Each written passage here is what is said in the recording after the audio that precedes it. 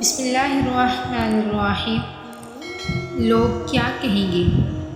یہ وہ جملہ ہے جس نے بہت سی لوگوں کی زندگی کو مشکل بنا دیا۔ بہت سے خواب پورا ہونے سے پہلے ہی دم توڑ گئے۔ ہم ایسے معاشرے میں رہ رہے ہیں جہاں ہمیں خود سے زیادہ دوسروں کی فکر ہے۔ اپنی غلطیوں کے لیے ہم وکیل ہیں لیکن دوسروں کی غلطیوں پہ جج بن جاتے ہیں۔ ایسے الفاظ استعمال کرتے ہیں کہ دوسرے کی روح تک چھلنی ہو جائے۔ کسی کی بیٹی کی شادی نہیں ہوئی تو اس سے زیادہ فکر ہمیں ہے۔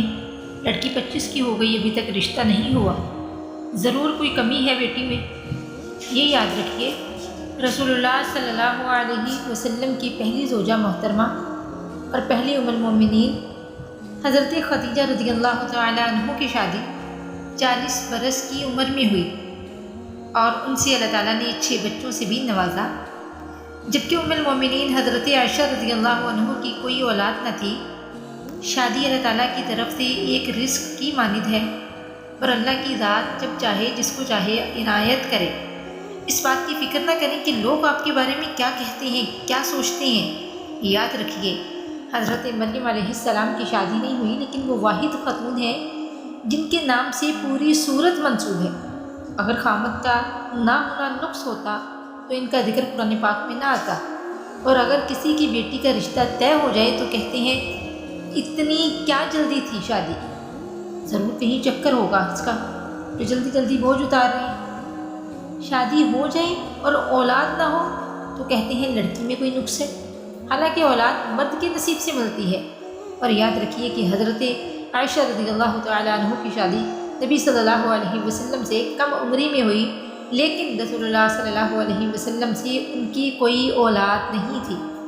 اور اگر کسی کی بیٹی کو طلاق ہو جائے تو افسوس کا اظہار بھی ایسے لفظوں میں کرتی ہیں کہ دوسرے کو اس کی نظروں میں ہی گرا دیتے ہیں۔ کیا رشتہ ٹوٹ گیا؟ ہمیں تو پہلے ہی پتہ تھا ان کی بیٹی کے لچھن ہے ایسے ہیں، ہوگا چکر کسی اور سے، اسی لیے تو طلاق لے لی ورنہ نبھا لیتی۔ یہ یاد رکھیے، نبی صلی اللہ علیہ وسلم کی 2 بیٹیوں کو طلاق دی گئی تھی، حالانکہ وہ رسول اللہ صلی اللہ علیہ وسلم کی صاحبزادیاں تھیں۔ بیٹی کو پڑھایا نہیں، جاہل لوگ ہیں۔ آج کل تو تعلیم لڑکیوں کے لیے بھی اتنی ہی ضروری ہے جتنی لڑکوں کے لیے۔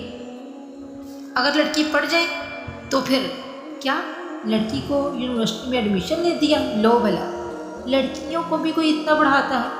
اب دیکھنا ہاتھ سے نکل جائے گی، پھر یہ پچھتائیں گے۔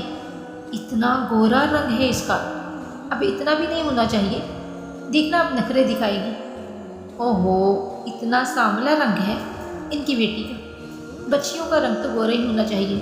اب کون کرے گا اس سے شادی؟ کیسے ہوگا اس کا رشتہ؟ گھر ہی بیٹھی رہے گی۔ بیٹی ہوئی ہے پہلی، لو جی، یہ تو لڑکی ہی منحوس ہے جو پہلی بیٹی پیدا کر دی، خاندان کو وارث نہیں دیا، اب لڑکیوں کی لائن لگائے گی۔ اگر لڑکا ہو جائے تو پھر کہتے ہیں کیا لڑکا پیدا ہوا ہے، رحمت نہیں آئی ان کے گھر میں۔ نصیب والوں کی پہلی اولاد بیٹی ہوتی ہے، نعمت ملی، لیکن رحمت سے محروم ہے۔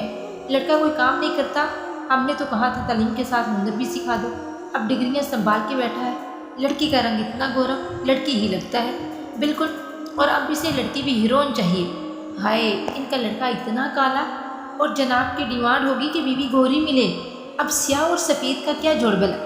دوسرے کو تکلیف میں دیکھیں تو کہتے ہیں کہ اعمال کی سزا مل رہی ہے۔ خود بھی کوئی آفت آئے تو اللہ تعالیٰ کی طرف سے امتحان ہے، اور وہ اپنے پسندیدہ بندوں کو آزماتا ہے۔ دوسرا جنت میں جائے گا یا دوزخ میں، یہ فیصلہ بھی ہم کر لیتے ہیں۔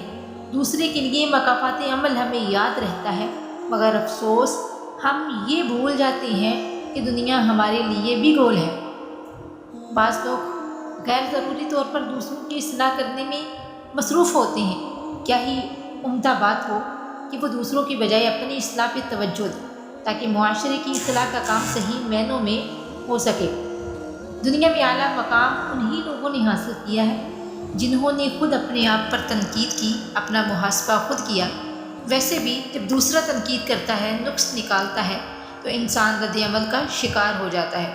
انسان اپنے اوپر خود تنقید کرے، اپنی غلطیاں خود نکالے، تو جتنا زور اور جتنا وقت وہ دوسروں سے اس بحث میں لگائے گا کہ وہ بالکل صحیح ہے، اس میں کوئی نقص نہیں ہے، وہی وقت وہی کوشش وہ اپنے آپ کو درست کرنے اور اپنی کارکردگی کو بہتر بنانے میں لگا سکتا ہے۔ دوسروں کو آئینہ دکھانے کی بجائے خود آئینہ دیکھیں۔ ہمارے اعتراف میں بہت کچھ ایسا ہوتا ہے جس کی ہمیں مکمل آگاہی نہیں ہوتی، اس لیے کسی کے بظاہر نظر آنے والے عمل پر فیصلہ نہ سنائیں، کیونکہ اللہ تعالیٰ کسی کی مجبوریوں، پریشانیوں اور تکلیفوں کو ہم سے بہتر جانتے ہیں۔ اگر آپ حدود اللہ کا احترام کرتے ہیں، سرکشی اختیار نہیں کرتے، اگر آپ ہر حال میں کسی بھی قیمت پر گناہوں سے بچنے کی کوشش کرتے ہیں، اگر آپ فتنوں فساد سے بچنے کے لیے محتاط راستہ اختیار کرتے ہیں، تو پھر کسی بھی منفی باتوں کا اثر قبول نہ کریں اور یہ نہ سوچیں کہ لوگ کیا کہیں گے۔ اگر آپ اللہ کے سامنے مطمئن ہیں تو پھر بے فکر ہو جائیں کہ دنیا میں کس کس کو آپ کے کاموں پر اعتراض ہے، کون کون آپ پر طنز کے تیر برسا رہا ہے، کیونکہ جن لوگوں کی باتوں کو آپ اپنے اوپر اتنا حاوی کرتے ہیں، وہ آپ کے مرنے پہ آگے انا للہ و انا الیہ راجعون کہنے کی بجائے اس بات پہ غور کریں گے کہ کھانے کے لیے کیا مل رہا ہے، اتنی گرمی میں پنکھا لگا ہے کہ نہیں لگا۔ خوش رہیں اور دوسروں کو خوش رہنے دیں، جس قدر ہو سکے آسانیاں بانٹیں تاکہ آپ کی اگلی منزلیں جو ہیں آسان ہو جائیں۔ ویڈیو دیکھنے کا بہت شکریہ۔ اگر آپ کو ویڈیو پسند آئی ہے تو ویڈیو کو لائک، کمنٹ اور اپنے دوستوں کے ساتھ شیئر بھی کیجیے۔ چینل کو ضرور سبسکرائب کر دیں تاکہ ہماری تمام ویڈیوز